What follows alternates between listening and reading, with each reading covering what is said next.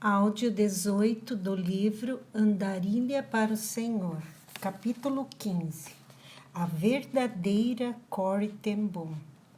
Porque os meus pensamentos não são os vossos pensamentos, nem os vossos caminhos, os meus caminhos, disse o Senhor. Isaías 55:8. Enquanto estava em Havana, Cuba, pediram-me para falar em um comício da mocidade na sala do Exército de Salvação. Naturalmente, isto foi antes da tomada do poder pelos comunistas. Portanto, ainda havia liberdade de falar abertamente sobre o Senhor Jesus Cristo. Era uma noite quente de junho e a sala era pequena e sufocante. A reunião estava marcada para começar às 7 horas, mas mais e mais grupos continuavam a chegar de outras partes da cidade. Por isso, ninguém parecia estar com pressa de começar. Como na maioria dos países latino-americanos, tudo era amanhã, até nos serviços religiosos. Finalmente eu fui acomodada em uma plataforma entre dois homens com imensos tambores. Um deles era um negro idoso de cabelos brancos. Tentava mostrar seu amor pelo Senhor, batendo vigorosamente em um dos tambores. O som era quase insuportável. O capitão tinha uma voz muito aguda e liderava o canto gritando, sacudindo as mãos e batendo no topo do púlpito. Os jovens cubanos cantavam ruidosamente com muitas palmas e bater de pés. Pelas 9 horas eu já estava esgotada e tudo o que eu tinha feito fora sentar e ouvir. Havia um terrível zumbido em meus ouvidos e a minha cabeça estava arrebentando de dor por causa dos estrondosos sons dos tambores. Finalmente eu fui chamada a falar e a sala ficou silenciosa. Eu estava grata pelos poucos momentos de paz. Depois que eu falei, o capitão apresentou um missionário que tinha trazido seus slides. Como muitos missionários, ele fora chamado para fazer algum trabalho médico no campo. Assim, muitos de seus slides tratavam disso. Ele tinha fotografias e mais fotografias de drogas e remédios que tinham sido dados a ele por vários médicos. Esses vidros de pílulas, em particular, me foi dado pelo Dr. Smith. Ele falava monotonamente.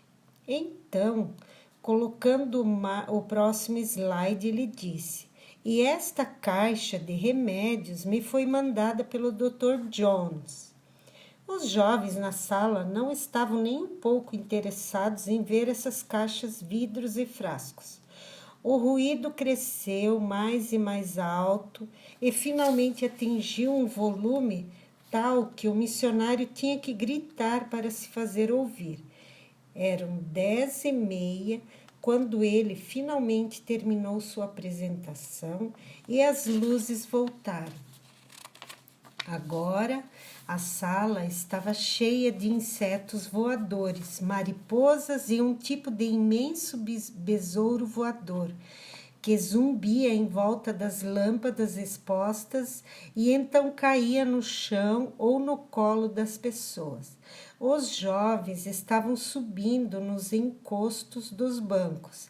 Bebês estavam dormindo no chão e todos estavam transpirando profusamente. Eu pensava não poder suportar muito mais. Então o capitão veio para a frente outra vez e começou a pregar. Um inseto voador foi para a minha orelha e outro se prendeu em meu cabelo. Eu procurei algum meio de escapar, mas estava presa pelos imensos tambores de cada lado. Finalmente, o capitão fez o convite para as pessoas virem à frente e serem salvas. Certamente ninguém está com disposição de fazer outra coisa a não ser ir para casa. Eu disse a mim mesma. Então eu pensei, espero que ninguém vá à frente. Eu só quero é sair daqui e ir para a cama. No entanto, para minha grande surpresa, as pessoas começaram a sair de seus lugares e ir para a frente. Elas estavam se ajoelhando em volta do balaustre do altar. 20 deles. Eu vi lágrimas nos olhos de alguns dos jovens cubanos e ouvi enquanto o capitão falava com grande persuasão, sua voz cheia de amor. Uma surpreendente descoberta me empolgou. Eu era egoísta. Eu tinha desejado que ninguém se salvasse por causa do meu próprio cansaço. Meu sono era muito mais importante que a salvação de pecadores. Oh, que terrível egoísta eu era! Subitamente, minha cama não era mais importante. Eu estava disposta a ficar de pé a noite inteira se Deus estivesse trabalhando. Mas o que eu podia fazer com o meu sentimento de culpa por ter sido tão egoísta? Então eu comecei a louvar a Deus porque eu tinha aprendido o que fazer com o meu pecado. Eu o confessei ao Pai Celestial em nome de Jesus e pedi seu perdão. Com alegria eu estava apta a levantar e orar com os 20 jovens que tinham tomado a importante decisão de dedicar suas vidas a Jesus Cristo. Eram 11h30 quando a reunião terminou. Na manhã seguinte, domingo, eu falei em uma bonita igreja que estava cheia das mais importantes pessoas de Havana. Ao entrar no imponente prédio, foi-me dada uma cópia da revista paroquial que tinha sido dada a todas as outras pessoas. Nela, eu li um artigo de apresentação sobre o meu ministério. Dizia: Corrie ten Boom é uma evangelista mundial muito popular. Ela é incansável e completamente desprendida em sua absoluta dedicação à causa do Evangelho. Ó Senhor, eu pensei, se essas pessoas soubessem quem é a verdadeira Corrie ten Boom, elas não teriam vindo esta manhã para me ouvir. Diga-lhes quem você é. O Senhor respondeu imediatamente. A essa altura eu estava sentada na plataforma, olhando para o mar de rostos à minha frente. Mas, Senhor, se eu lhes contar, eles me rejeitarão. Posso eu abençoar uma mentira? O Senhor me perguntou em meu coração. Eu só posso abençoar a verdade. Você quer a minha bênção? Não quer? Chegou então a minha vez de falar. O afável ministro fez uma apresentação floreada e me pediu para subir ao púlpito. Antes de poder dar a minha mensagem, entretanto, eu sabia o que eu tinha de fazer.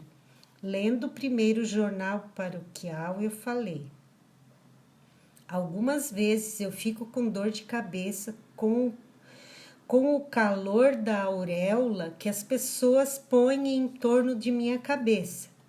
Vocês gostariam de saber quem na realidade é Corrie ten Boom? Então eu lhes contei o que tinha acontecido na noite anterior. Como o meu próprio sono tinha sido mais importante aos meus olhos que a salvação de jovens. Esta, eu falei, era Corrie ten Boom. Que egoísmo, mas a alegria é que Corrie ten Boom sabia o que fazer com seus pecados. Quando eu os confessei ao Pai, Jesus Cristo os lavou em seu sangue. Eles estão agora arremessados no mais profundo do mar e um aviso é posto dizendo: é proibido pescar. Corten-Boom é exatamente o oposto de todas estas coisas. Então eu esperei. Certamente agora que a congregação sabia que tipo de pessoa eu era, eles não iriam querer mais me ouvir. Em vez disso, eu senti que todos eles, inclinados para a frente, ansiosos por ouvir o que eu poderia dizer, em vez de me rejeitarem, eles me aceitaram. Em vez de uma bela igreja com membros importantes e uma evangelista mundialmente popular, nós éramos todos pecadores que sabíamos que Jesus morrera para nos tirar do círculo vicioso do ego, para a luz de seu amor. Deus abençoou a verdade.